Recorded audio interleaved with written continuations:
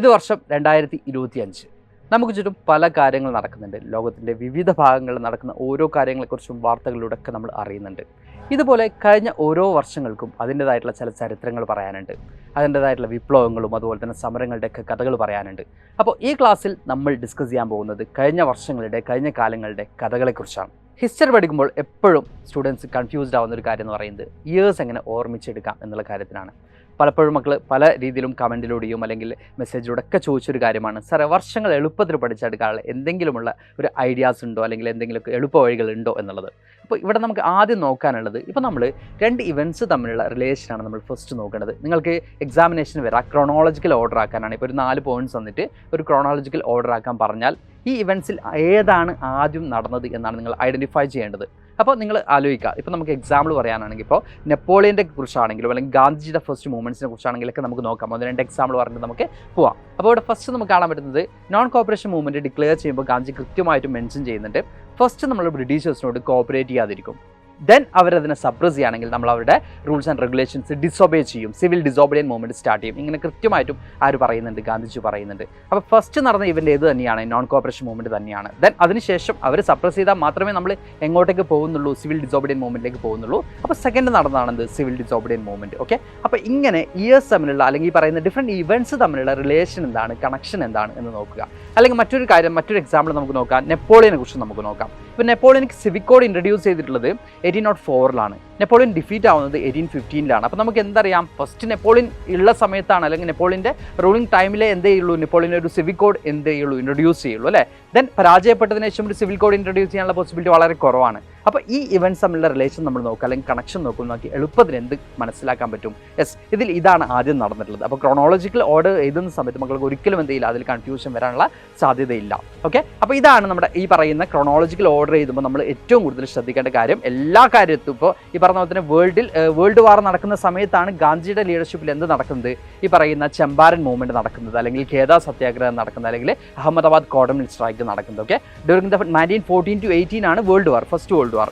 1917-18 period ആണ് ഗാന്ധിജിയുടെ early movements നടക്കുന്നത്. അപ്പോൾ ആഫ്റ്റർ ദ വേൾഡ് വാർ ആണ് റൗലറ്റ് ആക്ടിന് എഗെയിൻസ്റ്റ് ആയിട്ടുള്ള മൂവ്മെൻറ്റ് നടക്കുന്നത് 1919 ഓക്കെ, അപ്പോൾ ഇങ്ങനെ ഇവൻറ്റ്സ് തമ്മിലുള്ള കണക്ഷൻ എന്ത് ചെയ്യുക, കൃത്യമായിട്ട് മനസ്സിലാക്കുക. അതായത് 1919 ഈ പറയുന്ന റൗലറ്റ് ആക്ടിന് ഉണ്ടായിരുന്ന സാഹചര്യം എന്താണ്, വേൾഡിലെ സിറ്റുവേഷൻ എന്താണ്, വേൾഡ് വാറിന് ശേഷം വേൾഡ് ഉണ്ടായിട്ടുള്ള എക്കണോമിക് കണ്ടീഷൻ എന്താണ്, അതിനുശേഷം നോൺ കോപ്പറേഷൻ മൂവ്മെൻറ്റ് സ്റ്റാർട്ട് ചെയ്യാനുള്ള കാരണം എന്ന് പറയുന്നത് വേൾഡ് വാറിന് ശേഷം എൻറ്റയർ ദ വേൾഡിൽ ഉണ്ടായിട്ടുള്ള എക്കണോമിക് കണ്ടീഷൻ എവിടെയും ഇൻഫ്ലുവൻസ് ചെയ്യുന്നുണ്ട്, ഇന്ത്യയിലും ഇൻഫ്ലുവൻസ് ചെയ്യുന്നുണ്ട് എന്നുള്ളത് കൊണ്ട് തന്നെയാണ്. അപ്പോൾ ഇങ്ങനെ ഇവൻറ്റ്സ് തമ്മിലുള്ള കണക്ഷൻ മക്കൾ കൃത്യമായിട്ട് എന്ത് ചെയ്യുക, പഠിച്ചെടുക്കുക. ഇനി നമുക്ക് ക്രോണോളജിക്കൽ ഓർഡറിൽ തന്നെ ഓരോ ഇയേഴ്സും നമ്മുടെ ഫസ്റ്റ് ചാപ്റ്റർ ആയിട്ടുള്ള the rise of nationalism in Europe എന്ന ചാപ്റ്ററിലെ ഓരോ ഇയേഴ്സും ആ ഇയേഴ്സിൽ നടന്ന ഇവൻറ്റ്സും നമുക്ക് എന്ത് ചെയ്യാം, ഒന്ന് ചെക്ക് ചെയ്യാം. The rise of nationalism in Europe എന്നുള്ള നമ്മുടെ ഫസ്റ്റ് ചാപ്റ്ററിൽ നമുക്ക് ഫസ്റ്റ് നോക്കാനുള്ള ഇയർ എന്ന് പറയുന്നത് 1707 ആണ്. Okay, the act of union ആണ് ഇതിൽ നമുക്ക് കാണാൻ പറ്റുന്നത്. ദ ആക്ട് ഓഫ് യൂണിയൻ എന്ന് പറയുമ്പോൾ ഇംഗ്ലണ്ടും അതുപോലെ തന്നെ സ്കോട്ട്ലാൻഡും തമ്മിലുണ്ടാവുന്ന ഒരു എഗ്രിമെൻ്റ് ആണ് ഇതിലൂടെ നമുക്ക് കാണാൻ സാധിക്കുന്നത്. ഇതിലൂടെ ഫോം ചെയ്യപ്പെടുന്നത് ഗ്രേറ്റ് ബ്രിട്ടൻ ആണ്. ഓക്കെ, ഈ ഗ്രേറ്റ് ബ്രിട്ടൻ എന്ന് പറയുന്നത് ഇപ്പോൾ ഇംഗ്ലണ്ടിൻ്റെയും അതുപോലെ തന്നെ സ്കോട്ട്ലാൻഡിൻ്റെയും പാർലമെൻറ്റ് സിംഗിൾ പാർലമെൻറ്റായി മാറുകയാണ്. രണ്ട് കിങ്ഡത്തിൻ്റെ പാർലമെൻറ്റ് സിംഗിൾ പാർലമെൻറ്റായി മാറുകയാണ് ഇതിലൂടെ ചെയ്യുന്നത്. ഇതിൻ്റെ റിസൾട്ട് എന്ന് പറയുന്നത് ഈ പറയുന്ന ഗ്രേറ്റ് ബ്രിട്ടനിൽ ആരുടെ ഇൻഫ്ലുവൻസ് അല്ലെങ്കിൽ ആർക്കാണ് കുറച്ചും കൂടി ഡോമിനൻസ് ഉണ്ടാവുന്നത്, ഇംഗ്ലണ്ടിനാണ് നമുക്ക് കാണാൻ പറ്റും. ഓക്കെ, ഇതാണ് നമ്മുടെ ഫസ്റ്റ് പഠിക്കാനുള്ള ഇയർ. ദെൻ 1789 ആണ് നമുക്ക് സെക്കൻഡ് ആയിട്ട് വരുന്ന ഇയർ എന്ന് പറയുന്നത്. ഇത് മക്കൾക്ക് എല്ലാവർക്കും അറിയാം അല്ലേ. യെസ്, നമ്മൾ പഠിപ്പിക്കുന്ന സമയത്തൊക്കെ നമ്മൾ പറയാറുണ്ട് 1, 7, 8, 9 എന്നൊക്കെ നമ്മൾ എന്താ ചെയ്യുക, കോഡൊക്കെ വെച്ച് പഠിക്കുന്ന ഒരു കാര്യമാണ്. അതായത് the mother of all revolution എന്നറിയപ്പെടുന്ന ഫ്രഞ്ച് റവല്യൂഷനാണ്. ഓക്കെ, എൻറ്റയർ ദ വേൾഡിനെയും ഒരുപോലെ തന്നെ ഇൻഫ്ലുവൻസ് ചെയ്ത് എസ്പെഷ്യലി യൂറോപ്പിനെ വലിയ രീതിയിൽ തന്നെ ഇൻഫ്ലുവൻസ് ചെയ്തിട്ടുള്ള ഒരു മൂവ്മെൻ്റ് ആണെന്ന് ഈ പറയുന്ന ഫ്രഞ്ച് റവല്യൂഷൻ നമുക്ക് കാണാൻ പറ്റും. അപ്രൈസിങ്സ് ആണ്. ആരുടെ അപ്രൈസിങ്സ് ആണ്, ലോ ക്ലാസ് പീപ്പിൾസ് അല്ലെങ്കിൽ നമ്മൾ പറയുന്നുണ്ട് ഫ്രഞ്ച് സൊസൈറ്റി 3 ക്ലാസ്സുകളായിട്ടായിരുന്നു അല്ലെങ്കിൽ 3 എസ്റ്റേറ്റുകളായിട്ടായിരുന്നു ഡിവൈഡ് ചെയ്തിട്ടുണ്ടായിരുന്നത്. ഫസ്റ്റ് എസ്റ്റേറ്റ് ക്ലർജിയും, ദെൻ സെക്കൻഡ് എസ്റ്റേറ്റ് നോബിൾസും, then third estate common peoples, ഇങ്ങനെ ഒരു ഡിവിഷൻസ് ഉണ്ടായിരുന്നു. ഈ ഡിവിഷൻസിൽ തേർഡ് ക്ലാസ്സിൽ തന്നെ കുറച്ചും കൂടി എന്താ പറയുക എഡ്യൂക്കേറ്റഡ് ആയിട്ടുള്ള ആളുകളാണ് എന്ത് ചെയ്യുന്നത്, ഈ ഒരു അപ്രൈസിങ് സ്റ്റാർട്ട് ചെയ്യുന്നത് നമുക്ക് കാണാൻ പറ്റും. ആ ഒരു ഓട്ടോക്രാറ്റിക് റൂളേഴ്സിൻ്റെ അല്ലെങ്കിൽ മൊണാർക്കിയൽ റൂളേഴ്സിൻ്റെ ആ ഒരു അഹങ്കാരത്തിനെതിരെയുള്ള അവരുടെ ഭരണരീതിക്കെതിരെയുള്ള കൃത്യമായിട്ടുള്ള ഒരു ചെറുത്തുനിൽപ്പാണ്, റെസിസ്റ്റൻസ് ആയിരുന്നു എന്ത് ഈ പറയുന്ന ഫ്രഞ്ച് റവല്യൂഷൻ നമുക്ക് കാണാൻ പറ്റും. ഓക്കെ, ഇതാണ് 1789 നടക്കുന്നത്. ദെൻ 1804 ആണ് നമുക്ക് ഈ ഒരു ചാപ്റ്ററിൽ വരുന്ന നെക്സ്റ്റ് ഇയർ നമുക്ക് കാണാൻ പറ്റും. 1804 എന്ന് പറയുമ്പോൾ നെപ്പോളിയൻ എന്തിയാണ് ആഫ്റ്റർ ദ ഫ്രഞ്ച് റവല്യൂഷൻ നമുക്ക് കാണാൻ പറ്റുന്നത് ഡിഫറെൻറ്റ് കൈൻഡ് ഓഫ് റൂളേഴ്സ് പിന്നീട് വരുന്നുണ്ട്. ഓക്കെ, കോൺസ്റ്റിറ്റ്യൂഷൻ മൊണാർക്ക് ഫോം ചെയ്യപ്പെടുന്നുണ്ട്. പിന്നീട് ജാക്കോബിൻ ക്ലബിൻ്റെ ലീഡർഷിപ്പിൽ ഒരു ഗവൺമെൻറ് എസ്റ്റാബ്ലിഷ് ചെയ്യുന്നുണ്ട്. അതിനുശേഷം ഒരു എന്താ പറയുക directory form of government establish ചെയ്യുന്നുണ്ട്. ഫൈനലിയാണ് ആര് വരുന്നത്? നെപ്പോളിയൻ വരുന്നത്. നെപ്പോളിയൻ ബൊണപ്പാർട്ട് വരികയും വീണ്ടും അവിടെ എന്താണ് ലൈക്ക് ഒരു ഡിക്റ്റേറ്റർഷിപ്പാണ് അവിടെ എസ്റ്റാബ്ലിഷ് ചെയ്യുന്നതെങ്കിലും അവിടുത്തെ പീപ്പിൾസിൻ്റെ ചില ഡിസയറെങ്കിലും ആര് അക്സെപ്റ്റ് ചെയ്യുന്നുണ്ട് അല്ലെങ്കിൽ ആര് നടപ്പിലാക്കി കൊടുക്കുന്നുണ്ട്? നെപ്പോളിയൻ നടപ്പിലാക്കി കൊടുക്കുന്നതായിട്ട് നമുക്ക് കാണാൻ പറ്റും. അതിൻ്റെ ഭാഗമായിട്ടാണ് നെപ്പോളിയനിക് സിവിൽ കോഡൊക്കെ എന്ത് ചെയ്യുന്നത് ഇൻട്രൊഡ്യൂസ് ചെയ്യുന്നത്. അതും 1804 നമുക്ക് കാണാൻ സാധിക്കും. ദെൻ നമുക്ക് ഈ ഒരു ചാപ്റ്റർ വരുന്ന വർഷം എന്ന് പറയുന്നത് 1807 ആണ്. 1807 എന്ന് പറയുമ്പോൾ ഇറ്റലിയുമായിട്ട് ബന്ധപ്പെട്ട ഒരു വർഷമാണ്. ഓക്കെ, ഇറ്റലിയുമായിട്ട് ബന്ധപ്പെട്ടെന്ന് പറയുമ്പോൾ ഇറ്റാലിയൻ യൂണിഫിക്കേഷന് വേണ്ടി ഏറ്റവും കൂടുതൽ ഫൈറ്റ് ചെയ്തിട്ടുള്ള പേഴ്സൺ ആയിരുന്നു ജോസഫ് മസീനി എന്ന് നമുക്ക് കാണാൻ പറ്റും. ഓക്കെ, മസീനിയുടെ ബേർത്താണ് ഈ ഒരു വർഷം നമുക്ക് കാണാൻ പറ്റുന്നത് 1807. മസീനി എന്ന് പറയുമ്പോൾ നമുക്കറിയാൻ പറ്റും കാർബണാരി സീക്രട്ട് സൊസൈറ്റിയുടെ പാർട്ടായിരുന്നു. ദെൻ അതിനുശേഷം ഈ പറയുന്ന പോലെ തന്നെ യങ് ഇറ്റലി അതുപോലെ തന്നെ യങ് യൂറോപ്പ് എന്നിങ്ങനെയുള്ള സീക്രട്ട് സൊസൈറ്റീസ് എസ്റ്റാബ്ലിഷ് ചെയ്തിരുന്നു. ഇറ്റലിയിലെ റവല്യൂഷണറി ആക്ടിവിറ്റീസിനെ ലീഡർഷിപ്പ് കൊടുത്തിരുന്ന ഒരു പേഴ്സൺ ആയിരുന്നു ആര്?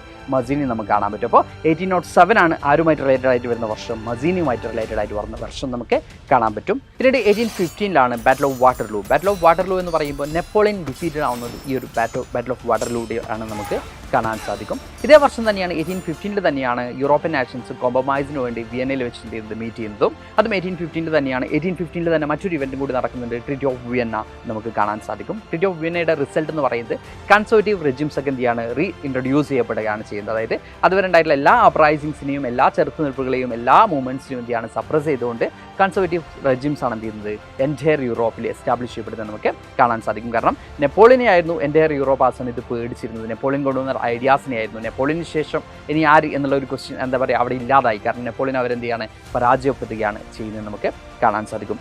പിന്നീട് നമുക്ക് പഠിക്കാനുള്ള വർഷം എന്ന് പറയുന്നത് 1821 ആണ്. Okay, struggle for freedom of ഗ്രീക്കിൻ്റെ ആണ് നമുക്ക് കാണാൻ പറ്റുന്നത്. ഗ്രീക്കിൻ്റെ ഫ്രീഡം സ്ട്രഗിൾ എന്ന് പറയുമ്പോൾ 1821 നടക്കുന്നതാണ്. ഇതിന് ലീഡർഷിപ്പ് കൊടുത്തിരുന്നത് ലോർഡ് ബൈറോൺ ആണ് നമുക്ക് കാണാൻ പറ്റും. എ ഗ്രേറ്റ് പോയറ്റ് ആണ് അദ്ദേഹം. ഓക്കെ, പിന്നീട് നമുക്ക് കാണാൻ പറ്റുന്ന വർഷം എന്ന് പറയുന്നത് 1824 ആണ്. അദ്ദേഹത്തിൻ്റെ മരണമാണ്. അദ്ദേഹം എല്ലാ രീതിയിലും ഫിനാൻഷ്യലി ആണെങ്കിലൊക്കെ ഈ പറയുന്ന ഗ്രീക്കിൻ്റെ ഇൻഡിപെൻഡൻസിന് വേണ്ടിയിട്ടുള്ള മൂവ്മെൻറ്റ്സ് ലീഡർഷിപ്പ് കൊടുത്തിരുന്നു. ഗ്രീക്ക് എന്ന് പറയുന്നത് കൾച്ചറലി വലിയ കോൺട്രിബ്യൂഷൻ യൂറോപ്പിന് നൽകിയിട്ടുള്ള ഒരു ഏരിയ ആണ് എന്നുള്ളത് കൂടി നമുക്ക് എന്ത് ചെയ്യേണ്ടതുണ്ട് ഓർക്കേണ്ടതുണ്ട്.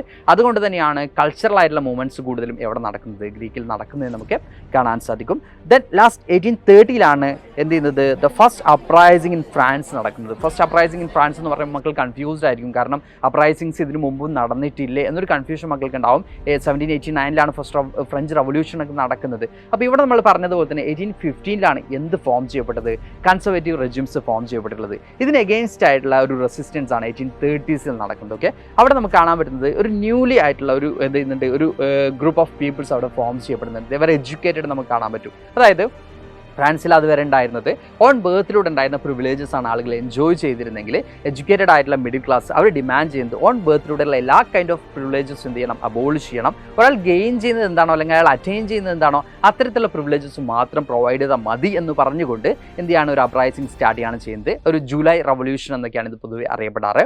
അവിടെ ഈ പറയുന്ന എക്സ്ട്രീം ഹാർഡ്ഷിപ്പ് ഒക്കെ കാരണമാണ് ഈ ഒരു ജൂലൈ റവല്യൂഷൻ എന്ത് ചെയ്തിട്ടുള്ളത് സ്റ്റാർട്ട് ചെയ്തിട്ടുള്ളത് നമുക്ക് കാണാൻ പറ്റും. ഈ ഒരു ഇവന്റ് നടക്കുന്നത് 1830 നമുക്ക് കാണാൻ പറ്റും. പിന്നീട് 1832 ട്രീറ്റി ഓഫ് കോൺസ്റ്റാന്റിനോപ്പിൾ ഉണ്ടാവുന്നത്. നമ്മൾ നേരത്തെ പറഞ്ഞു 1821 ഗ്രീക്ക് എന്താ പറയുക സ്ട്രഗിൾ ഓഫ് ഇൻഡിപെൻഡൻസ് നടക്കുന്നത് നമ്മൾ പറഞ്ഞു അല്ലേ. അത് ഫൈനലൈസ് ചെയ്യുന്നത് അല്ലെങ്കിൽ പറയുന്ന ഗ്രീക്കിൻ്റെ ഇൻഡിപെൻഡൻസ് ആക്സെപ്റ്റ് ചെയ്യുന്നത് 1832 ട്രീറ്റി ഓഫ് കോൺസ്റ്റാന്റിനോപ്പിളിലൂടെയാണ് നമുക്ക് കാണാൻ പറ്റും. കോൺസ്റ്റാന്റിനോപ്പിൾ എന്ന് പറയുന്ന ഒരു പ്ലേസ് ആണ്.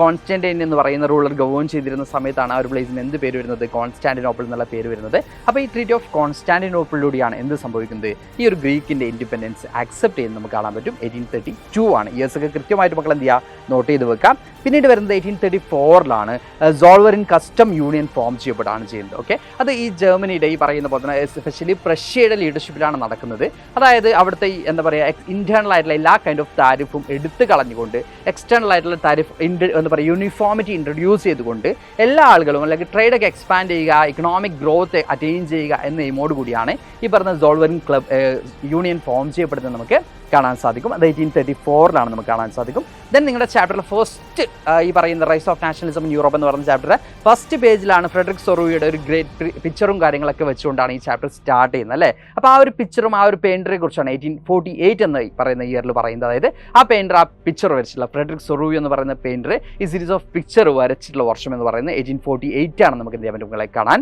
സാധിക്കും. ദെൻ നമ്മൾ ഈ പറഞ്ഞതുപോലെ തന്നെ 1848 കൂടി അതോറിറ്റേറിയൻ അല്ലെങ്കിൽ ഈ പറയുന്ന ഓട്ടോക്രാറ്റിക് റൂളേഴ്സ് അവരുടെ റൂളിംഗ് സ്റ്റൈലിൽ റൂളിംഗ് മെത്തേഡ്സിൽ എന്ത് കൊണ്ടുവരുന്നുണ്ട്, ലോട്ട്സ് ഓഫ് ചേഞ്ചസ് കൊണ്ടുവരുന്നുണ്ട് 1848 തന്നെയാണ്.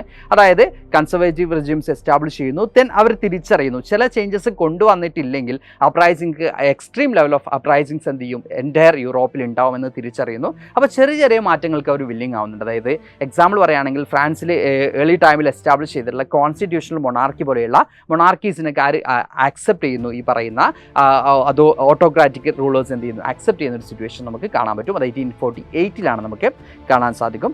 ദെൻ 1859 സാർഡിനിയ പിഡ്മോണ്ട് എന്ന് പറയുന്ന റീജിയൻ ആരെ ഡോമിനേറ്റ് ചെയ്യുന്നത്, ഈ പറയുന്ന ഓസ്ട്രിയ എന്ന് പറയുന്ന റീജിയനെ ഡോമിനേറ്റ് ചെയ്യുന്നത് ഇറ്റലിയുമായിട്ട് ബന്ധപ്പെട്ട് കിടക്കുന്ന സംഭവമാണിത്. അതായത് ഇറ്റാലിയൻ യൂണിഫിക്കേഷന് വേണ്ടി സാർഡിനിയ പിഡ്മോണ്ട് എന്ന് പറയുന്നത് ഇറ്റാലിയൻ റൂളേഴ്സ് അല്ലെങ്കിൽ ഇറ്റാലിയൻ എംപേഴ്സ് ഡയറക്റ്റ് ഗവേൺ ചെയ്യുന്ന റീജിയൻ ആയിരുന്നു 7 സ്റ്റേറ്റിൽ. ബാക്കിയൊക്കെ ഡിഫറെൻറ്റ് എംപേഴ്സിൻ്റെ അണ്ടറിലായിരുന്നു ഉണ്ടായിരുന്നത്. അപ്പോൾ ഇറ്റാലിയൻ യൂണിഫിക്കേഷൻ്റെ ഒരു ഏറ്റവും പ്രധാനപ്പെട്ട ഒരു ഇവൻ്റ് ആയിട്ട് നമുക്ക് എന്ത് കാണാൻ പറ്റും, 1859 നമുക്ക് കാണാൻ സാധിക്കും. ദെൻ നമുക്ക് 1861 വിക്ടർ ഇമാനുവൽ സെക്കൻഡിനെ എന്തായിട്ട് ഡിക്ലെയർ ചെയ്യുന്നത്, യൂണിഫൈഡ് ഇറ്റലിയുടെ കിങ് ആയിട്ട് എംപറായിട്ട് ഡിക്ലെയർ ചെയ്യുന്നത് നമുക്ക് കാണാൻ സാധിക്കും. ദെൻ ഈ പറഞ്ഞ പോലെ തന്നെ 71 കൂടി ജർമ്മനിയുടെ യൂണിഫിക്കേഷനും എന്ത് ചെയ്യുന്നുണ്ട്, കംപ്ലീറ്റ് ആവുന്നുണ്ട്. അതുപോലെ തന്നെ നമുക്ക് കാണാൻ സാധിക്കുന്നത് ജർമ്മൻ എംപറർ ആയിട്ടുള്ള കൈസർ വില്യം ഫസ്റ്റ് എന്ത് ചെയ്യുന്നുണ്ട്, അവിടുത്തെ കിങ് ആയിട്ടും എന്ത് ചെയ്യുന്നുണ്ട്, ഡിക്ലെയർ ചെയ്യുന്നതായിട്ട് നമുക്ക് കാണാൻ പറ്റും. ഈ ജർമ്മൻ എംപറായിട്ട് ഡിക്ലെയർ ചെയ്യുന്നത് പ്രഷ്യയിലെ കിങ്ങിനെയാണ് എന്നുള്ളത് കൂടി മക്കൾ എന്ത് ചെയ്യാൻ നോട്ട് ചെയ്ത് വെക്കുക. അപ്പോൾ ഇങ്ങനെ 18 ഇയേഴ്സ് ആണ് നിങ്ങൾക്ക് ഈ ഒരു ചാപ്റ്ററിൽ എന്ത് ചെയ്യാനുള്ളത്, ടോട്ടൽ പഠിക്കാനുള്ളത്. ഓക്കെ, 18 വർഷങ്ങളാണ് ഈ ഒരു ചാപ്റ്ററിൽ പഠിക്കാനുള്ളത്. ഈ ഒരു ചാപ്റ്റർ നിങ്ങൾക്ക് ഏറ്റവും കോംപ്ലിക്കേറ്റഡ് ആവുന്ന ഒരു ഏരിയ എന്ന് പറയുന്നത് ഈ ഓരോ ഇയേഴ്സും ഡിഫറെൻറ്റ് ഏരിയാസാണ്. ഒരു ഇയർ ഫ്രഞ്ചിനെ കുറിച്ച് പറയുമ്പോൾ മറ്റൊരു ഇയർ ജർമ്മനിയിലേക്ക് പോകുന്നു, ഇറ്റലിയിലേക്ക് പോകുന്നു, ദെൻ മറ്റ് ഏരിയാസിലേക്ക് പോകുന്നു. ഇങ്ങനെ ഇതെന്ത് ചെയ്യുന്നുണ്ട്, മൊത്തം ഇങ്ങനെ വ്യാപിച്ച് കിടക്കാണ് നമുക്ക് കാണാൻ പറ്റും. അപ്പോൾ കൃത്യമായിട്ട് മക്കൾ എന്ത് ചെയ്യുക, ഇയർ ബൈ ഇയർ ഇവൻറ്റ്സ് തമ്മിലുള്ള കണക്ഷൻ കൃത്യമായിട്ടും ഓർമ്മിച്ച് വെക്കുക. അപ്പോൾ അടുത്ത ക്ലാസ്സുകളിൽ നമുക്ക് അടുത്ത ചാപ്റ്റേഴ്സിൻ്റെ ഇതുപോലെ ഇയർ പ്ലാനും ഒക്കെ ആയിട്ട് നമുക്ക് എന്ത് ചെയ്യാൻ വരാം. അപ്പോൾ താങ്ക് യു ഓൾ, ബൈ.